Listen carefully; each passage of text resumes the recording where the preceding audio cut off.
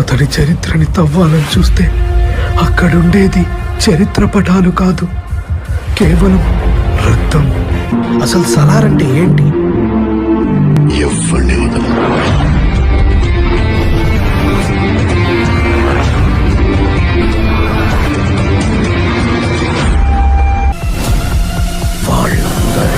నరికి పడేశాడు. Is the biggest kept secret in the history of India. వస్తున్నా.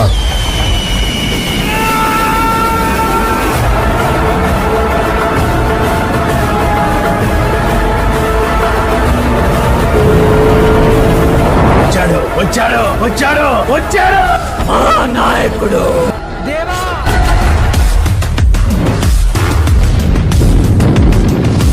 KGF ని ఏలడానికి ఒక సైన్యం కావాల్సి వచ్చింది.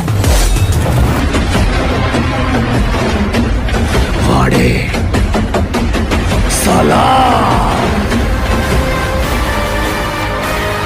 నీళ్ల నుండి నిప్పు పుట్టిన చరిత్ర లేదు.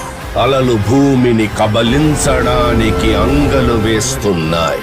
ఆ యుద్ధంలో మూడో వాడి అడుగు పడింది. History was wrong. అసలు కథ ఇప్పుడు మొదలవుతుంది.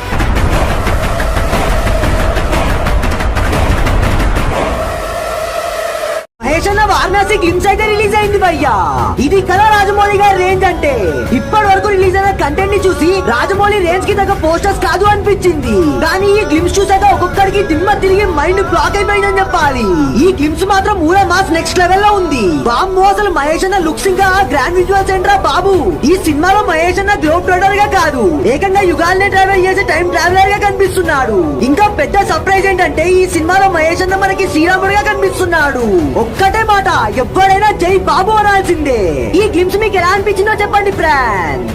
వారణాసి గ్లిమ్స్ లో త్రేతాయుగం చూపించిన యుద్ధకాండ సీక్వెన్స్ లో ఈ డీటెయిల్స్ ని గమనించారా? త్రేతాయుగంలో జరిగే యుద్ధంలో అసలైన హనుమంతుడి రూపాన్ని రాజమౌళి గారు చూపించిన ఈ షాట్ లో హనుమంతుడి తోకపైన ఒక రథం వెళ్తున్నట్టు మీరందరూ చూసి ఉంటారు. దాన్ని ఇంకొంచెం జూమ్ చేసి చూస్తే మహేష్ అన్న ఆ రథాన్ని నడుపుతున్నాడు. అండ్ ఇంకా వెనకాల పృథ్వీరాజ్ కుంభ క్యారెక్టర్ కూర్చొని ఉంది.